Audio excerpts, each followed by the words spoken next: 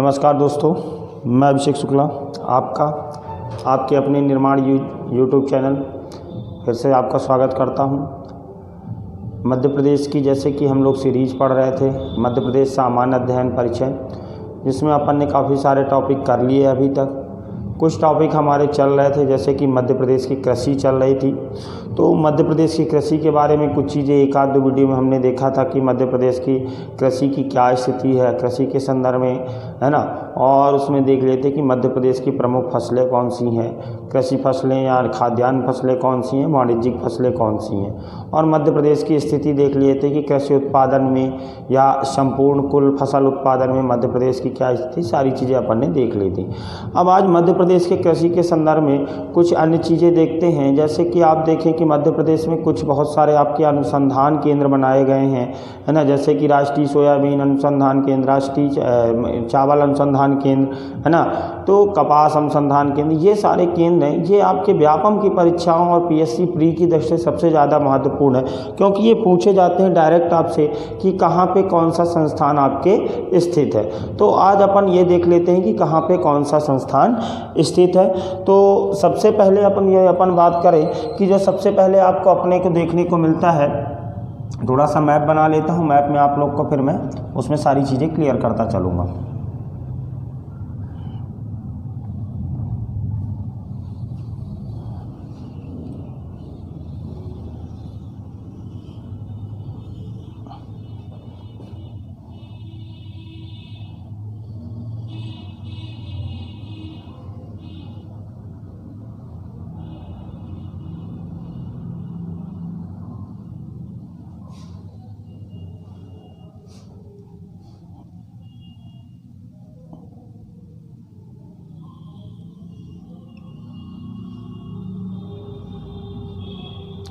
चलिए ठीक।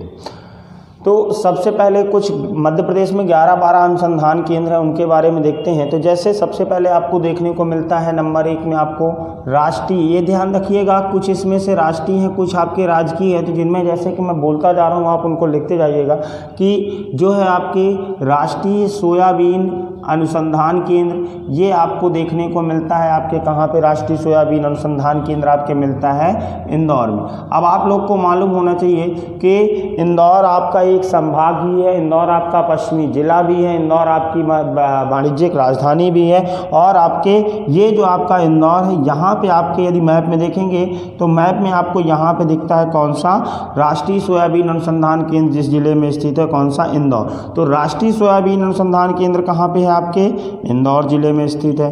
ठीक है। दूसरा आपको देखने को मिलता है चावल अनुसंधान। अब चूंकि देखिए ये राष्ट्रीय सोयाबीन है, दूसरा आपको देखने को मिलता है चावल अनुसंधान केंद्र। तो चावल अनुसंधान केंद्र आपको कहाँ पे मिलेगा, चावल अनुसंधान केंद्र आपको मिलता है कहाँ पे, बड़वानी पे। ये बड़वानी आपके देखेंगे कि बड़वानी कहाँ पे मैप में दिखेगा, चावल अनुसंधान केंद्र जहाँ पे स्थित है बड़वानी में। ये बड़वानी आपके इंदौर संभाग का एक जिला है। आप लोग को याद होगा कि ये निमाड़ का हिस्सा हुआ करता था, पहले पूर्वी निमाड़ और पश्चिमी निमाड़ विभाजित हुए, और फिर आपके पश्चिमी निमाड़ से विभाजित होकर कौन सा जिला बना था, बड़वानी जिला बना था। और यहाँ पे आपके जो चावल अनुसंधान केंद्र कहाँ पे, आपके बड़वानी में देखने को मिलता है चावल अनुसंधान केंद्र। बड़वानी के बारे में और भी आप देख लीजिए जानकारियाँ कि भाई इसकी सीमा आपके किससे लगती है, महाराष्ट्र से भी लगती है, आपके गुजरात से भी आपके बड़वानी की सीमा लगती है। ठीक है। तो चावल अनुसंधान केंद्र, अब ये राज्य का है, चूंकि ये राष्ट्र का ध्यान रखिएगा। और अब आगे जो आएंगे सब लगभग आपके क्या है, राज्य के देखने को मिलते हैं। फिर तीसरे नंबर पे आपको देखने को मिलता है कपास अनुसंधान केंद्र। ये जो कपास अनुसंधान केंद्र है ये आपके कहाँ पे देखने को मिलता है, कपास अनुसंधान केंद्र ये आपके कहाँ पे, आपके खरगोन में देखने को मिलता है। खरगोन जो आपका बड़वानी का पेरेंट जिला है खरगोन, यहाँ पे आपके कपास अनुसंधान देखने को मिलता है। ठीक है, कपास अनुसंधान केंद्र। फिर इसके बाद जो नेक्स्ट आपका अनुसंधान केंद्र देखने को मिलता है कौन सा, ये आपको देखने को मिलता है ये चावल का हो गया, आपके राष्ट्रीय सोयाबीन हो गया, कपास अनुसंधान केंद्र हो गया, और एक आपको मिलता है अंतर्राष्ट्रीय मक्का एवं गेहूं अनुसंधान केंद्र। ये अंतर्राष्ट्रीय मक्का एवं जो गेहूं अनुसंधान केंद्र है, ये आपके मध्य प्रदेश की सांस्कृतिक राजधानी आपके कहाँ पे, जबलपुर में अंतर्राष्ट्रीय मक्का एवं गेहूं अनुसंधान केंद्र, ये आपके कहाँ पे देखने को मिलता है, जबलपुर में देखने को मिलता है, परियट जबलपुर।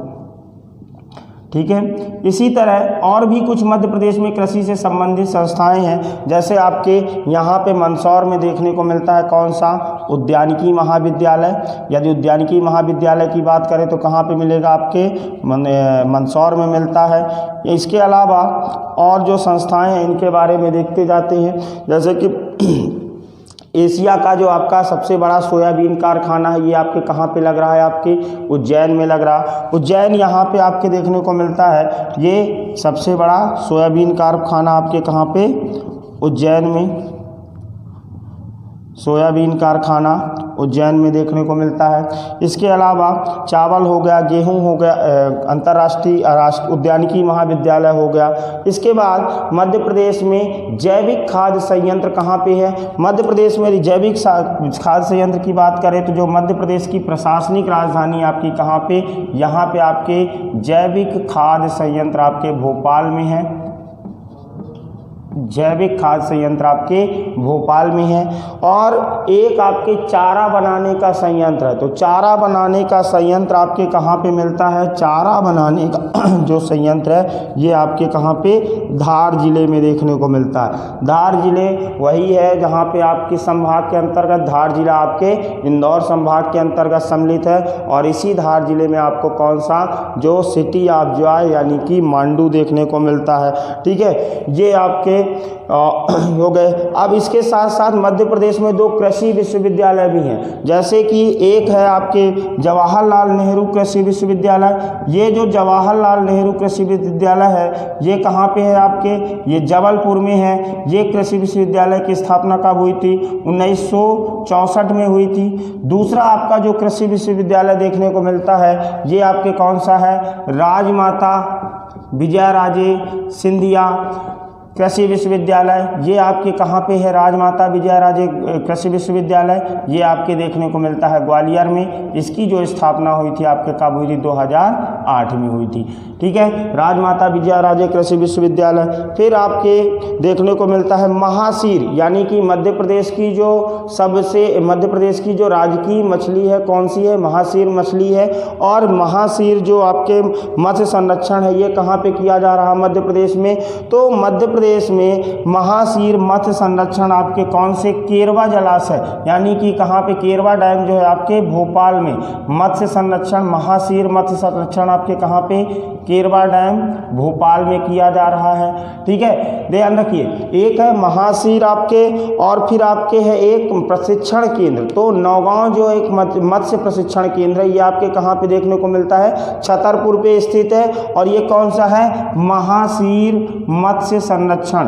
ठीक है, जो मध्य प्रदेश की राजकीय मछली है जिसको मैंने बताया था कि नर्मदा नदी में पाई जाती है, ये आपके ओंकारेश्वर में पाई जाती है। नर्मदा नदी में ओंकारेश्वर के आसपास महासीर प्रजाति की मछली आपको देखने को मिलती है। ठीक है, अब इसके अलावा मध्य प्रदेश में डेयरी स्टेट केंद्र आपके कहाँ पे, ये भी आपके कहाँ पे बन रहा है, जबलपुर में, जहाँ पे अंतर्राष्ट्रीय मक्का एवं गेहूं अनुसंधान केंद्र है। यहीं पे आपके डेयरी स्टेट है, यहाँ पे आपके परियट में डेयरी है। और आपके मक्का अनुसंधान केंद्र कहाँ पे, खमरिया में। पहले शायद मैं परियट बोल गया था, अंतर्राष्ट्रीय मक्का एवं गेहूं अनुसंधान नहीं, वो खमरिया में है। और डेयरी स्टेट केंद्र आपके कहाँ पे देखने को मिलता है, परियट में। ये कुछ संस्थाएं हैं जो आपके मध्य प्रदेश से संबंधित आपकी पूछी जाती हैं कि मध्य प्रदेश में कौन सी संस्था कहाँ पे, जैसे कि चावल अनुसंधान केंद्र पूछा जाता है, कपास अनुसंधान केंद्र पूछा जाता है, और आपके सोयाबीन अनुसंधान केंद्र पूछा जाता है। एशिया का सबसे बड़ा आपके जो सोयाबीन का है आपके कहाँ पे है, ये संयंत्र लगाया जा रहा है, ये पूछा जाता है। तो ये कुछ संस्थान आपके मध्य प्रदेश के संदर्भ में पूछे जाते हैं, इसीलिए मैंने इनको आवश्यक समझा और आपको मैं टाइप के माध्यम से बताने का प्रयास किया कि भाई आप लोग इनको सारी चीज़ें याद कर लीजिए। इसी के साथ साथ जो आपके कुछ कृषि विश्वविद्यालय जैसे कि जवाहरलाल नेहरू कृषि विश्वविद्यालय, राजमाता विजयाराजे कृषि विश्वविद्यालय, और ये आपके कृषि के कुछ संस्थान। इसके अलावा और भी ध्यान रखिए कि मध्य प्रदेश में एक आपका जो सहकारी उत्पाद चलता है, जो आप देखते हैं जैसे कि गुजरात में आपका आनंद मिल्क यूनियन लिमिटेड यानी अमूल ब्रांड है, उसी तरह मध्य प्रदेश का एक सहकारी उत्पाद है सांची, ये मध्य प्रदेश का है और इसके मध्य प्रदेश में 5 जगह केंद्र है आपके। तो 4 कौन कौन से? इंदौर, भोपाल, जबलपुर, ग्वालियर, और 5वां जो संयंत्र है आपके कहाँ पे? उज्जैन। यहाँ से आपके ये मध्य प्रदेश का सहकारी उत्पाद है कौन सा? दूध वितरण वाला जो है आपका सांची, जिसका आप दूध वगैरह जो डेयरी प्रोडक्ट आते हैं, ये मध्य प्रदेश का एक सहकारी उत्पाद है। ठीक है, ये आपके मध्य प्रदेश के जो प्रमुख अनुसंधान केंद्र एवं संस्थाएं कृषि से संबंधित हैं कि भाई चारा बनाने का क्षेत्र कहाँ, केंद्र कहाँ पे है ना। और इसी तरह आपके एक आपके और संस्थान देखने को मिलता है अंगूर अनुसंधान केंद्र। ये कहाँ पे मिलता है? अंगूर अनुसंधान केंद्र आपके मिलता है कहाँ पे? रतलाम में मिलता है। अंगूर अनुसंधान केंद्र आपके कहाँ पे मिलता है? रतलाम में देखने को मिलता है। ये अनुसंधान केंद्र कहाँ पे? रतलाम में। तो ये आपके कुछ हो गए जो भी थे, मतलब कि अनुसंधान केंद्र वगैरह या जो प्रमुख संस्थाएं थे, ये पूरे कंप्लीट हुए। अब इसके साथ साथ मध्य प्रदेश में एक क्वेश्चन और भी पूछा जाता है, मध्य प्रदेश के कितने फसलों के आधार पर फसल प्रक्षेत्र पूछे जाते हैं, और मध्य प्रदेश में पूछे जाते हैं कृषि जलवायु प्रक्षेत्र पूछे जाते हैं। मतलब कि फसल प्रक्षेत्र और क्या? कृषि जलवायु। तो मध्य प्रदेश में यदि बात करें कि मध्य प्रदेश में फसल प्रक्षेत्र कितने देखे जाते हैं और कृषि जलवायु प्रक्षेत्र कितने हैं, तो दोनों चीज में अंतर समझिए कि एक तो पूछ रहा है फसल के आधार पे कितने क्षेत्रों में मध्य प्रदेश को, और दूसरा कौन सा है? कृषि जो है आपके जलवायु के आधार पे, यानी कृषि जलवायु प्रक्षेत्र कितने। तो मध्य प्रदेश में यदि बात करें कि फसल प्रक्षेत्र कितने हैं, तो मध्य प्रदेश में आपके फसल प्रक्षेत्र देखने को मिलते हैं 5 देखने को मिलते हैं, और जो कृषि जलवायु क्षेत्र है ये कितने देखने को मिलते हैं? 11 देखने को मिलते हैं। तो सबसे पहले अपन बात कर लेते हैं कि मध्य प्रदेश में 5 फसल प्रक्षेत्र कौन कौन से हैं, और फिर उसके बाद अपन देखेंगे कि मध्य प्रदेश के कृषि जलवायु क्षेत्र कौन कौन से हैं। तो मध्य प्रदेश में यदि 5 फसल प्रक्षेत्रों की बात की जाए, देखिए याद रखिएगा ये क्वेश्चन पूछा जाता है कि मध्य प्रदेश के फसल प्रक्षेत्र और कृषि जलवायु, तो 5 फसलीय प्रक्षेत्र हैं और 11 जो हैं आपके कृषि जलवायु प्रक्षेत्र। दोनों अंतर समझिए, 11 कृषि जलवायु प्रक्षेत्र हैं। ठीक है, तो 5 फसल प्रक्षेत्र और 11 कृषि जलवायु प्रक्षेत्र आपको देखने को मिलते हैं। तो ये 5 फसल प्रक्षेत्र कौन से हैं, तो पहले इनको देख लेते हैं कौन कौन से हैं। तो पहला आपका जो फसल प्रक्षेत्र देखने को मिलता है, पहला पश्चिम में काली मिट्टी का प्रदेश,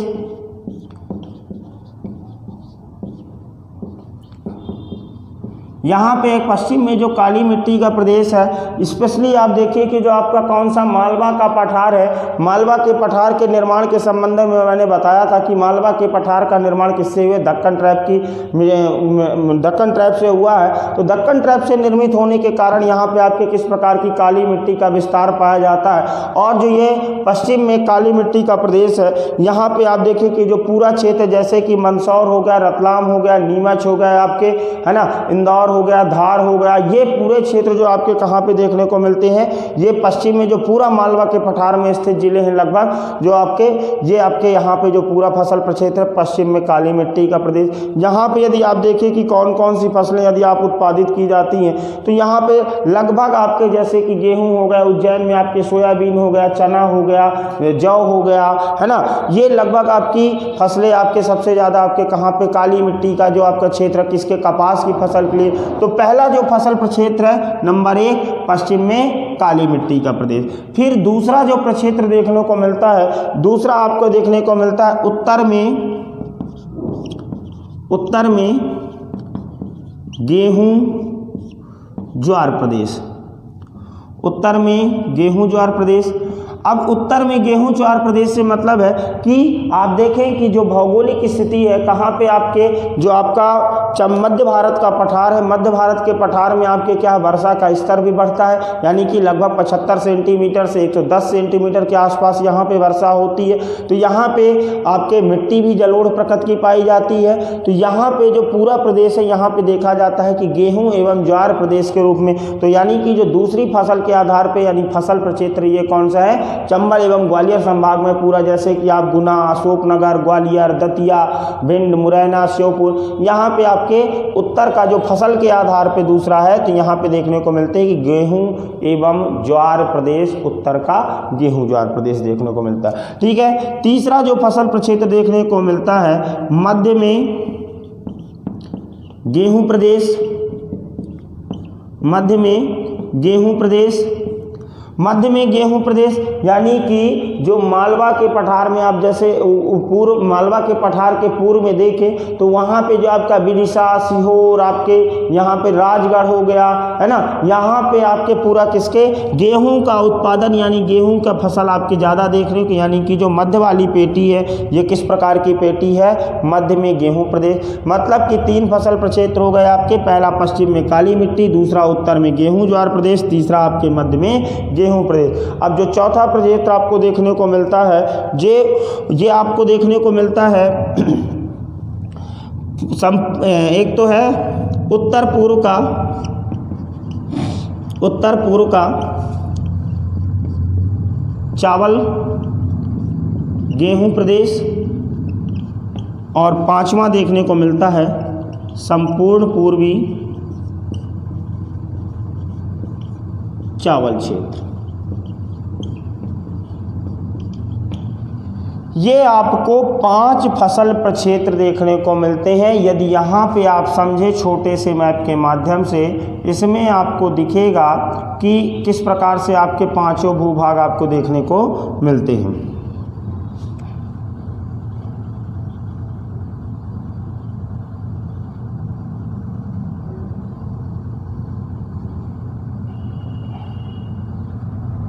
यहाँ पे ये जो संपूर्ण पश्चिमी क्षेत्र है, यहाँ पे काली मिट्टी प्रदेश फसल प्रक्षेत्र में, ये देखिए मालवा के पठार की बात हो रही है और साथ ही साथ जो आपका संपूर्ण पश्चिमी क्षेत्र है, तो पश्चिम में आपका काली मिट्टी प्रदेश, उत्तर में आपका कौन सा, यहाँ पे आपके देखने को मिलता है कौन सा, गेहूं ज्वार, और तीसरा आपका जो मध्य में, या तो आप उत्तर पूर्व में यहाँ पे आप देखें कि रीवा पन्ना के पठार तक आपके कौन सा क्षेत्र देखने को मिलता है, यहाँ पे दोनों प्रकार की फसलें आपकी कौन सी, गेहूं का भी और कौन सी, चावल की। ठीक है, और जो पूर्वी क्षेत्र है ये यहाँ पे आप देखेंगे कि ये वाला जो पूर्वी क्षेत्र है यहाँ पे आपके चावल का पूरा, यानी कि आपको याद होगा कि जो पूर्वी पठार या बघेलखंड का पठार है ये आपके किसके लिए, यहाँ पे लाल पीली मिट्टी पाई जाती है, और जो किसके, धान की फसल के लिए सर्वाधिक उपयुक्त होती है।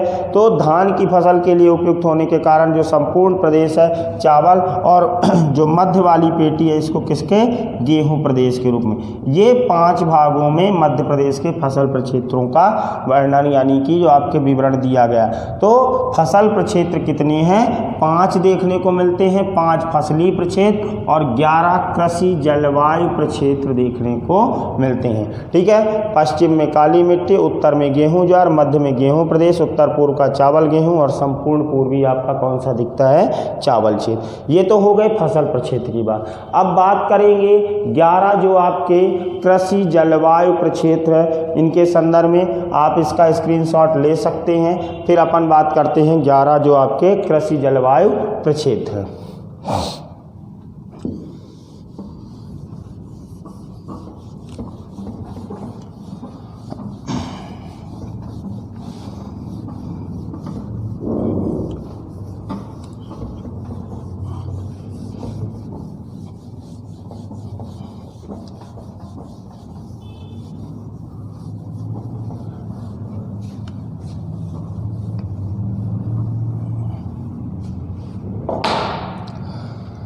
पहले तो बात हुई फसल प्रक्षेत्र की। अब आज जब हम इसमें देखते हैं मैप के माध्यम से, इसमें देखेंगे कि 11 जो आपके कृषि जलवायु प्रक्षेत्र है वो कौन कौन से हैं और उनकी क्या क्या जलवायु के आधार पे किस प्रकार की फसलें किस उत्पादित की जाती हैं और वहाँ पे कौन सी मिट्टी पाई जाती है और वर्षा का स्तर क्या है। मतलब कि ये जो आपके 11 के कृषि जलवायु प्रक्षेत्र, इनको एक एक करके मैप में अपन देखते चलेंगे और उनकी विशेषता देखते जाएंगे कि क्या क्या उनकी खास विशेषता आपको दिखती है। ठीक है, तो ये थोड़ा सा मैप बन जाए।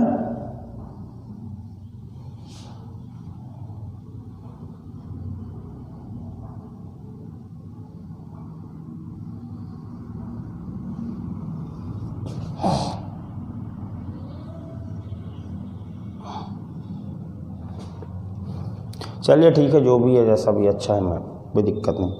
तो पहले तो 11 जलवायु प्रक्षेत्रों के अपन नाम लिख लेते हैं कि 11 जलवायु प्रक्षेत्र हैं कौन कौन से, और उनका आपके फिर एक एक करके मैप में अंकित करते चले। तो मध्य प्रदेश के जो 11 जलवायु प्रदेश है, पहला तो है छत्तीसगढ़ का मैदान। अब ये आप सोच रहे हैं कि पढ़ मध्य प्रदेश रहे लिख छत्तीसगढ़ का मैदान रहे, ये क्या नया हो गया। तो कृषि जलवायु प्रक्षेत्र पढ़ रहे हैं, इसमें जो आपका पूर्वी क्षेत्र है यहाँ पे आपके इसको छत्तीसगढ़ के मैदान के नाम से भी जाना जाता है। फिर छत्तीसगढ़ के मैदान के बाद दूसरा देखने को मिलता है छत्तीसगढ़ का उत्तरी पहाड़ी क्षेत्र।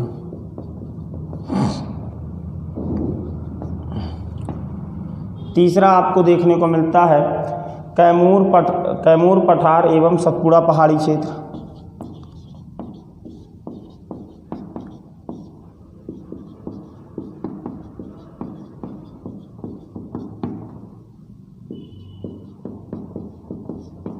फिर आपको चौथा जो देखने को मिलता है मध्य नर्मदा घाटी। चौथा आपको देखने को मिलता है मध्य नर्मदा घाटी।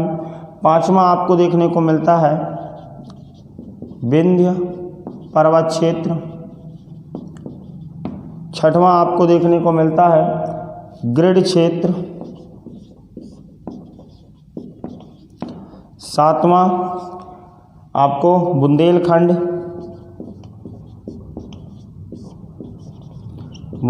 क्षेत्र। आठवां आपको देखने को मिलता है सतपुड़ा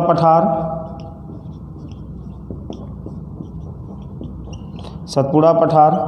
नौवां आपको देखने को मिलता है मालवा पठार। 10वां आपको देखने को मिलता है, हो सकता है इसमें ना आ रहा हो, यहाँ पे लिख देता हूँ। मालवा पठार के बाद आपको देखने को 10वां मिलता है निमाड़ मैदान। और 11वां आपको देखने को मिलता है झाबुआ का पहाड़ी क्षेत्र। ये 11 कृषि जलवायु क्षेत्र आपको मध्य प्रदेश के संपूर्ण भौगोलिक क्षेत्रफल में देखने को मिलते हैं। अब इनका क्षेत्रफल देख लेते हैं कि कौन से क्षेत्र में ये आपके फैले हुए हैं, कहाँ से कहाँ तक इनका विस्तार है, यहाँ पे क्या जलवायु आपके विविधता देखने को, वर्षा का स्तर क्या है, मिट्टी किस प्रकार की है आपकी, और आपके कौन सा क्षेत्र है और फसल प्रमुख कैसे है। तो यदि आप देखेंगे कि जो सबसे पहला आपका मिलता है यहाँ पे मंडला बालाघाट जिले में आपका पहला जो कृषि जलवायु प्रक्षेत्र मिलता है, ये मिलता है आपका कौन सा, नंबर 1, जिसको आप क्या कहते हैं छत्तीसगढ़ का मैदान के नाम से जाना जाता है। यहाँ पे यदि देखा जाए छत्तीसगढ़ के मैदान में, तो यहाँ पे जो प्रमुख फसल आपको देखने को मिलती है, कौन सी देखने को मिलती है, चावल की फसल। यानी 3-4 चीज़ों में अपन बात करेंगे कि फसल कौन सी है, मिट्टी का स्तर क्या है, वर्षा किस प्रकार की है, और क्षेत्र। तो क्षेत्र आप मैप से समझ ही रहे हैं कि कौन कौन से क्षेत्र में इसका विस्तार है। तो पहला जो है आपका कौन सा, छत्तीसगढ़ का आपका कौन सा मैदान देखने को मिलता है, जिसकी प्रमुख फसल है चावल। यदि यहाँ पे आप मिट्टी देखें तो मिट्टी आपको देखने को मिलती है किस प्रकार की, आपके इस क्षेत्र में मध्यम लाल पीली मिट्टी देखने को मिलती है। मध्यम लाल पीली मिट्टी, और जो वर्षा का स्तर है यहाँ पे आपको देखने को मिलता है 120 से 160 सेंटीमीटर। और विस्तार आपके कहाँ पे, आपका जो बालाघाट जिला है और आपका थोड़ा सा ऊपरी भाग आपके मंडला जिले में आपका किसका, ये छत्तीसगढ़ के आपके मैदान का विस्तार है। दूसरा जो आपका भौगोलिक क्षेत्र देखने को मिलता है छत्तीसगढ़ का उत्तरी पहाड़ी क्षेत्र। अब यहाँ पे देखिए कि जो अपनी सीमा बनती है किस राज्य से बनती है, छत्तीसगढ़ से बनती है। अब हम बात कर रहे हैं किसके, दूसरा जो हमारा कृषि जलवायु क्षेत्र है छत्तीसगढ़ का उत्तरी पहाड़ी क्षेत्र। तो यहाँ पे आप पूरा देखिए कि ये वाला जो भौगोलिक क्षेत्र है आपके, यहाँ से पूरा ऐसे ये लगभग आपका पूरा किसके नाम से जाना जाता है, जो दूसरा आपके छत्तीसगढ़ का उत्तरी पहाड़ी क्षेत्र के नाम से जाना जाता है। और यहाँ पे यदि बात की जाए उत्तरी पहाड़ी क्षेत्र की, कि यहाँ की जो प्रमुख फसल है ये भी कौन सी है, आपकी चावल देखने को मिलती है। यदि चावल की फसल है तो मिट्टी भी आपके किस प्रकार की होगी, यहाँ पे लाल पीली मिट्टी देखने को मिलेगी, और लाल पीली मिट्टी देखने को मिलती है। और यहाँ पे वर्षा का स्तर भी जो आपको देखने को मिलता है, कितना देखने को मिलता है, यहाँ पे वर्षा का स्तर आपके देखने को मिलता है 100 से लगभग आपके कितने 140 सेंटीमीटर वर्षा का स्तर। देखिए अब इनके अंतर्गत जिलों की बात करें तो सीधी, सिंगरौली, सीधी, शहडोल, उमरिया, अनूपपुर, है ना, ये आपके डिंडौरी, मंडला, ये सब आपके किसके अंतर्गत आते हैं, जो दूसरा कृषि जलवायु क्षेत्र है मध्य प्रदेश का कौन सा, छत्तीसगढ़ का उत्तरी पहाड़ी क्षेत्र। फिर तीसरा आपको देखने को मिलता है कौन सा, तीसरा जो है आपका कैमूर पठार एवं सतपुड़ा पहाड़ी क्षेत्र। तो कैमूर पठार एवं कैमूर पठार को देखते हैं, तो कैमूर पठार की यदि बात की जाए कि जो कैमूर पठार का जो क्षेत्र है ये कहाँ पे देखने को मिलता है, तो यहाँ पे आप देखें कि जो पूरा आपके भौगोलिक विभाजन किए थे आपने किसका, रीवा पन्ना के पठार में, ये जो पूरा क्षेत्र आपके किसके रूप में देखने को मिलता है, ये आपके जो तीसरा भौगोलिक क्षेत्र है यानी कि कैमूर पठार के रूप में देखने को मिलता है। अब यहाँ पे देखें कि आप जब रीवा पन्ना की पठार की बात कर रहे थे, कैमूर पठार की, तो यहाँ पे आपके मिट्टी किस प्रकार की दिखाई पड़ती है, मिश्रित प्रकार की, यानी कि मध्यम काली मिट्टी भी और लाल और पीली मिट्टी भी आपके यहाँ पे मिश्रित प्रकार की मिट्टी दिखाई पड़ती है। और यहाँ पे यदि वर्षा की बात की जाए कि वर्षा किस प्रकार की है, तो वर्षा यहाँ पे आपके 140 सेंटीमीटर अधिकतम और 100 सेंटीमीटर आपके देखने को मिलती है। यहाँ पे यदि बात करें कौन कौन से जिले, तो रीवा हो गया, सतना हो गया, आपके कटनी हो गया, ये आपके जो इस पूरे क्षेत्र में स्थित जिले हैं ये आपके किसके अंतर्गत, कैमूर पहाड़ी क्षेत्र के अंतर्गत आते हैं। तो मिट्टी की आप बात करते हैं कौन कौन से, मिश्रित मिट्टी, वर्षा स्तर आपको, और यदि फसल की बात करें तो फसल यहाँ पे कौन सी, गेहूँ एवं चावल की फसल आपके यहाँ पे प्रमुख रूप से उत्पादित की जाती है। अब देखिए प्रमुख रूप, और ऐसा नहीं कि फसलें उत्पादित नहीं की जाती, फसलें उत्पादित की जाती हैं, लेकिन अपन बात कर रहे हैं किसके, प्रमुख फसलों के रूप में, कि भाई प्रमुख फसलें कौन कौन सी हैं, ठीक है। उसके बाद जो चौथा क्षेत्र है ये आपका कौन सा है, ये चौथा क्षेत्र आपको देखने को मिलता है कौन सा, यहाँ से आपके पूरा ये वाला जो क्षेत्र है ऐसे ये आपके देखने को मिलता है कौन सा, मध्य नर्मदा घाटी। चौथा क्षेत्र आपका कौन सा, मध्य नर्मदा घाटी।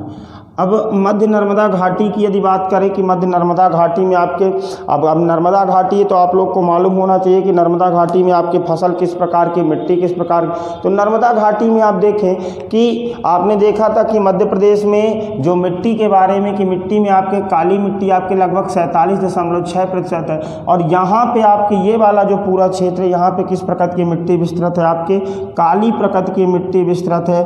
और इस भौगोलिक प्रदेश में यदि वर्षा के स्तर की बात की जाए कि वर्षा का स्तर कितना है, तो 120 सेंटीमीटर से लेके आपके कितने 160 सेंटीमीटर तक वर्षा देखा जाता है। और जो प्रमुख फसल है इस क्षेत्र की मध्य नर्मदा घाटी की वो कौन सी है, गेहूं की फसल आपको देखने को मिलती है। इसी नर्मदा घाटी में आपका कौन सा क्षेत्र स्थित है, आपका जो जैसे कि हरदा हो गया, होशंगाबाद हो गया, सीहोर का छोड़ा ऊपरी भाग, तो यहाँ पे आपके प्रमुख फसल कौन सी है, गेहूँ। देख लीजिएगा, पहला है आपका छत्तीसगढ़ का मैदान, दूसरा है छत्तीसगढ़ का उत्तरी पहाड़ी क्षेत्र, तीसरा आपका कैमूर श्रेणी, और चौथा आपका मध्य नर्मदा घाटी, ठीक है। इसके बाद आपका जो पाँचवा क्षेत्र है, ये पाँचवा क्षेत्र संपूर्ण मध्य नर्मदा घाटी के ऊपर तक आपके यहाँ जो आपका ये वाला क्षेत्र है इसके ऊपर तक देखेंगे तो यहाँ से पूरा ये आपके देखने को मिलता है कौन सा, पाँचवा विंध्य पर्वत क्षेत्र। मतलब ये जो आपका भोपाल का संभाग है ये पूरा आपके किसके अंतर्गत, यानी कि विंध्य पर्वत क्षेत्र जो आपका पाँचवा कृषि जलवायु प्रक्षेत्र है, विंध्य पर्वत क्षेत्र के अंतर्गत आता है। इसमें यदि बात करें कि जो विंध्य पर्वत क्षेत्र के अंतर्गत आता है तो यहाँ पे कौन कौन सी फसलों का उत्पादन होता है और मिट्टी किस प्रकार की, वर्षा। तो यहाँ पे थोड़ा सा ऊपर से इसको देखिए कि गुना और अशोकनगर भी आपके किसके अंतर्गत, आपके विंध्य पर्वत क्षेत्र के अंतर्गत आते हैं। और यहाँ पे तीनों चीज़ की यदि पहले वर्षा की बात की जाए तो विंध्य पर्वत क्षेत्र में आपके वर्षा देखने को मिलती है कितनी, यहाँ पे भी वर्षा आपके 100 से 140 सेंटीमीटर के आसपास वर्षा देखने को मिलती है। प्रमुख फसल की यदि बात की जाए कि यहाँ पे आपके विंध्य पर्वत क्षेत्र में फसल क्या है, तो यहाँ के भी प्रमुख फसल आपको देखने को मिलती है गेहूं। और मिट्टी की यदि बात की जाए कि जो मध्य भाग है इसमें मिट्टी किस प्रकार की है, तो मिट्टी भी यहाँ पे आपके किस प्रकार की देखने को मिलती है, मध्यम एवं गहरी काली मिट्टी। मतलब जैसे कि यहाँ पे आप देखें कि यहाँ पे आपके मध्य नर्मदा घाटी में काली मिट्टी, मतलब यहाँ पे मध्यम काली मिट्टी एवं दोनों गहरी काली मिट्टी। यहाँ पे कौन सी थी, मध्य नर्मदा घाटी में केवल और केवल किस प्रकार की काली मिट्टी थी, यहाँ पे आपके कौन से मध्यम एवं गहरी काली मिट्टी आपके दोनों देखने को मिलती है। ठीक है, उसके बाद आपका जो छठवां क्षेत्र है ये कौन सा है, ये है छठवां क्षेत्र जिसको आपके किस नाम से जाना जाता है, ग्रिड क्षेत्र के नाम से जाना जाता है। ये है आपका ग्रिड क्षेत्र, मतलब कि जो पूरा चंबल संभाग और लगभग ग्वालियर संभाग आपके किसके नाम से, ग्रिड क्षेत्र के। तो यहाँ पे अभी आपने फसल प्रक्षेत्र में पढ़ा कि यहाँ की जो प्रमुख फसल है वो कौन सी है, गेहूं है और ज्वार है यहाँ की प्रमुख फसल। यदि मिट्टी की बात करें कि ग्रिड क्षेत्र में मिट्टी किस प्रकार की, तो यहाँ पे आपके जो आपकी चंबल नदी है इसके कारण आपकी मिट्टी कौन सी, जलोढ़ मिट्टी। फसल कौन सी, गेहूं ज्वार, मिट्टी कौन सी, जलोढ़ मिट्टी। और यदि वर्षा स्तर की बात की जाए कि ग्रिड क्षेत्र में आपके वर्षा स्तर कितना है, तो आपको मालूम होना चाहिए कि यहाँ पे आपके लगभग 75 से 100 सेंटीमीटर वर्षा स्तर देखने को मिलता है। ठीक है, अब इसके बाद एक है सातवां क्षेत्र आपका कौन सा, बुंदेलखंड का क्षेत्र। तो अब देखिए कि यहाँ पे आप पूरा ऐसे देखें कि ये वाला जो पूरा क्षेत्र है, ये जो पूरा टीकमगढ़ छतरपुर वाला क्षेत्र, ये आपके किसके नाम से जाना जाता है, बुंदेलखंड का आपका जो क्षेत्र है ये है आपका सातवां कृषि जलवायु प्रक्षेत्र, जिसे आपके बुंदेलखंड के नाम से जाना जाता है। यहाँ पे यदि वर्षा स्तर देखा जाए तो वर्षा स्तर यहाँ आपके 80 से 130 सेंटीमीटर के आसपास देखा जाता है। और यदि यहाँ पे फसल की बात की जाए, हालांकि बुंदेलखंड के जो ज़्यादा भाग है उसमें क्या रहता है, सूखा रहता है, इसीलिए यहाँ पे आपके किसके, यहाँ पे आपके बुंदेलखंड राहत पैकेज और जारी किया जाता है। लेकिन जो बुंदेलखंड क्षेत्र आपके मध्य प्रदेश है, इस वाले भूभाग में आपकी क्या फसलें उत्पादित होती है। तो यहाँ पे आपके कौन कौन सी फसलें देखने को मिलती हैं, तो सेम जैसे कि ग्रिड क्षेत्र में आपकी फसलें देखने को मिलती हैं, उसी तरह आपके यहाँ पे जो प्रमुख फसल है गेहूँ एवं ज्वार की देखने को मिलती है। मिट्टी की बात करें तो लाल पीली मिट्टी आपको देखने को मिलती है कहाँ पे, ये आपके बुंदेलखंड से। ठीक है, ये आपके 7 हो गए। कौन कौन से, पहला आपको देखना छत्तीसगढ़ का मैदान, दूसरा आपने देखा छत्तीसगढ़ का उत्तरी पहाड़ी क्षेत्र, तीसरा आपने देखा कैमूर पहाड़ी क्षेत्र, चौथा आपने देखा मध्य नर्मदा घाटी, पांचवा आपने देखा विंध्य क्षेत्र, छठवां आपने देखा ग्रिड क्षेत्र, सातवां आपका कौन सा हो गया, बुंदेलखंड क्षेत्र। अब उसके बाद आपका जो 8वां क्षेत्र है, ये 8वां क्षेत्र कौन सा है, सतपुड़ा पर्वत क्षेत्र। तो सतपुड़ा पर्वत क्षेत्र की बात करें तो जो आपका ये मध्य नर्मदा घाटी है, इस मध्य नर्मदा घाटी के दक्षिण में आपके किसकी स्थिति है, सतपुड़ा पर्वत क्षेत्र की, यानी कि जो 8वां कृषि जलवायु क्षेत्र है ये आपके किसके, मध्य नर्मदा घाटी के दक्षिण में आपका कृषि जलवायु प्रक्षेत्र 8वां सतपुड़ा पर्वत क्षेत्र देखने को मिलता है। यहाँ पे देखें कि ये वाला जो क्षेत्र है, यहाँ पे सतपुड़ा पर्वत क्षेत्र, जैसे कि आप मध्य प्रदेश में 3 तरह की काली मिट्टी, गहरी काली मिट्टी, मध्यम काली मिट्टी एवं छिछली काली मिट्टी तीनों पाई जाती है। तो सतपुड़ा पर्वत क्षेत्र में आपकी किस प्रकार की मिट्टी का विस्तार है, छिछली काली मिट्टी का विस्तार है। किस प्रकार का विस्तार है, छिछली काली मिट्टी का विस्तार है। यदि यहाँ पे वर्षा किया जाए कि वर्षा की स्थिति क्या है, तो 100 से 120 सेंटीमीटर के आसपास यहाँ पे वर्षा होती है। और यहीं पे यदि देखें कि फसल कौन कौन सी हैं, तो फसलें में आपके जैसे कि ज़्यादातर तो हालांकि गेहूं का भी, ज्वार का भी, और कुछ आपके इस सतपुड़ा पर्वत क्षेत्र में आपके मोटे अनाज। और मुख्यतः इसके अंतर्गत जो आपके 2 जिले हैं कौन कौन से, बैतूल एवं जो आपका छिंदवाड़ा जिला है, ये आपके किसके अंतर्गत है, आपके पूरा सतपुड़ा पर्वत क्षेत्र के अंतर्गत स्थित है। सतपुड़ा पर्वत क्षेत्र जो आपका 8वां कृषि जलवायु प्रक्षेत्र हो गया। इसके बाद जो आपका अगला सबसे बड़ा जो प्रक्षेत्र देखने को मिलता है, ये आपका देखने को मिलता है कौन सा, मालवा का क्षेत्र। तो मालवा का क्षेत्र यदि आप लोग ऐसे देखें तो यहाँ से पूरा छोड़ के ऐसे यहाँ पे आपका जो 11वां वाला है कौन सा, झाबुआ का पहाड़ी क्षेत्र, तो ये पूरा छोड़ के ऐसे यहाँ तक, और इधर साइड आपके ये पूरा विंध्य पर्वत क्षेत्र से ऐसे लेके आपके ये पूरा इस प्रकार से इस तरह फैला हुआ। मतलब कि ये वाला जो पूरा क्षेत्र है उज्जैन और इंदौर संभाग में, जिसमें से आपके झाबुआ का पहाड़ी क्षेत्र अलग कर दिया जाए तो आपके कौन सा दिखता है, मालवा। यानी कि मालवा का जो कृषि जलवायु प्रक्षेत्र है आपके सबसे बड़ा देखने को मिलता है। और यहाँ पे मालवा का जो मालवा का पठार है, ये किसके लिए, आपके कृषि के दृष्टि से आपके सर्वाधिक संपन्न भूभाग है मध्य प्रदेश में। अब मालवा के पठार में यदि आप देखें कि मालवा के पठार में फसलें कौन कौन सी, तो जैसे कि कपास हो गया, सोयाबीन हो गया, ज्वार हो गया, ये सब और भी बहुत सारी जो सब्जियां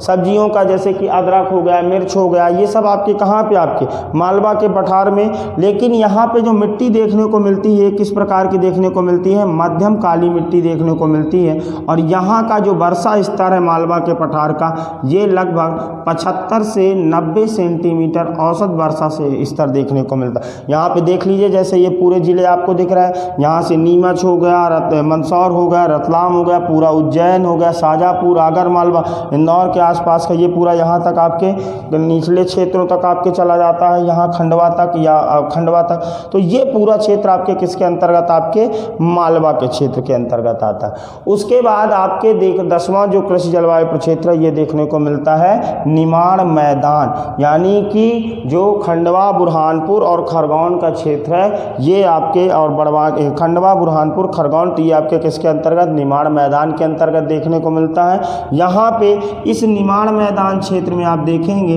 कि यहाँ पे जो आपको प्रमुख फसल देखने को मिलती है, यहाँ की प्रमुख फसल है आपकी कपास। यहाँ पे कपास की फसल आपको याद होना चाहिए कि अभी थोड़ी देर पहले मैंने बताया कि जो आपका कपास अनुसंधान केंद्र है वो कहाँ पे बनाया गया है, आपके खरगोन में। और यहाँ का जो आपके वर्षा स्तर देखने को मिलता है ये आपके लगभग 80 से 100 सेंटीमीटर। और मिट्टी यहाँ पे किस प्रकार की, तो आपको मालूम होना चाहिए कि काली मिट्टी है। कपास की यदि उत्पादित हो रहा तो किस प्रकार की मिट्टी, काली मिट्टी। उसके बाद जो 11वां आपका कृषि जलवायु प्रक्षेत्र बचता है ये आपका झाबुआ का पहाड़ी क्षेत्र, ठीक है। ये 11वां कृषि जलवायु प्रक्षेत्र, कृषि जलवायु प्रक्षेत्र 11वां कौन सा, झाबुआ का पहाड़ी क्षेत्र। अब यहाँ पे झाबुआ के पहाड़ी क्षेत्र में हालांकि है तो काली मिट्टी, लेकिन दोनों प्रकार की, एक तो मध्यम काली भी मिट्टी देखने को मिलती है और किस प्रकार की, छिछली काली मिट्टी का भी विस्तार आपके कहाँ पे आपके देखने को मिलता है, झाबुआ के पहाड़ी क्षेत्र में। यहाँ पे यदि आप झाबुआ के पहाड़ी क्षेत्र में देखें कि यहाँ पे फसलें, तो पहाड़ी क्षेत्र में भी आपके कपास का फसल है, ज्वार की फसल है, यहाँ पे आपके उत्पादित होती है। और वर्षा स्तर भी समान है, लगभग 80 से 100 सेंटीमीटर के स्तर तक आपकी वर्षा देखी जाती है झाबुआ के पहाड़ी क्षेत्र में, ठीक है। ये आपके 11 कृषि जलवायु प्रक्षेत्र। 11 कृषि जलवायु प्रक्षेत्रों में आप बात करें तो सबसे पहले आपको देखने को मिलता है कौन सा, छत्तीसगढ़ का मैदान। दूसरा आपको देखने को मिलता है छत्तीसगढ़ का उत्तरी पहाड़ी क्षेत्र। तीसरा आपका कैमूर पठार। चौथा आपको देखने को मिलता है मध्य नर्मदा घाटी। पाँचवा आपका विंध्य पर्वत क्षेत्र। छठवां आपका ग्रिड क्षेत्र। सातवां आपका बुंदेलखंड क्षेत्र। आठवां उसके बाद आपको देखने को मिलता है सतपुड़ा श्रेणी यानी कि सतपुड़ा पर्वत क्षेत्र। 9वां आपका मालवा पठार। 10वां आपका निमाड़ मैदान। 11वां आपका झाबुआ पहाड़ी क्षेत्र। इनकी जलवायु विविधता यानी कि मिट्टियों के क्रम में भी हल्की विविधता देखी जाती है। साथ ही साथ यहाँ पे जो फसलों के उत्पादन क्रम है उनमें भी विविधता देखी जाती है ना। मिट्टी हो गई, वर्षा स्तर भी अलग देखने को मिलता है। तो मैंने आपको ये मैप में इसलिए बता दिया कि भाई आपके ये पीएससी का क्वेश्चन है, मेंस में पूछा गया था कि मध्य प्रदेश के 11 कृषि जलवायु प्रक्षेत्रों का वर्णन कीजिए। और जो आपके व्यापम वाले हैं, एसआई वाले हैं या पीएससी ऐसी प्री बस देना है, उसके बाद कहीं पढ़ाने लग जाना है, तो फिर उसके बाद ये आप 11 उनके नाम याद कर लीजिए कि ठीक है बस इतने हैं। ठीक है, तो 11 जलवायु प्रक्षेत्र हैं आपके ये। तो 11 जलवायु प्रक्षेत्र और ये आपके व्यापम वाले याद रखेंगे, और आपके जो विस्तार है इसके बारे में ये मध्य प्रदेश जो पीएससी जिनको मेंस का पेपर लिखना है, डिप्टी कलेक्टर डीएसपी बनना है, तो उसके लिए आप क्या करें, इसका एक विस्तृत पूरा सा चार्ट बना के तैयार करिए। मेंस में आपके 15 नंबर का क्वेश्चन पूछा जा चुका है। ठीक है, तो कृषि के संदर्भ में हमने क्या क्या चीज़ें देख लिया कि मध्य प्रदेश के कृषि की स्थिति देख ली कि कृषि की स्थिति क्या है, पहले वीडियो में हमने देखा था। मध्य प्रदेश की प्रमुख फसलें देख लिए थे। फिर दूसरे वीडियो में अपन ने देखा था क्या, मध्य प्रदेश की प्रमुख कृषि खाद्यान्न फसलें, वाणिज्यिक फसलों के संदर्भ में देख लिया था। अभी आज के वीडियो में हमने क्या देखा कि मध्य प्रदेश के जो प्रमुख कृषि अनुसंधान केंद्र हैं, मध्य प्रदेश के फसल प्रक्षेत्र कितने हैं, और मध्य प्रदेश के कृषि जलवायु क्षेत्र ये प्रक्षेत्र 11 देख लिए। ये तीनों चीज़ें यानी कि तीनों वीडियो में यहाँ से लगभग हमारी जो कृषि का संदर्भ में है, कृषि हमारी यहाँ पे क्या होती है, समाप्त होती है। अब अगले वीडियो में मैं नए टॉपिक के साथ आपके लिए समक्ष उपस्थित होगा। तब तक के लिए नमस्कार, जय हिंद। और आप लोग को यदि ये वीडियो अच्छा लगता है तो इसको आप लाइक कीजिए, शेयर कीजिए, और अपने दोस्तों को भी बोलिए कि सब्सक्राइब करें और इसको वीडियो को ज़्यादा से ज़्यादा शेयर करें। Thank you.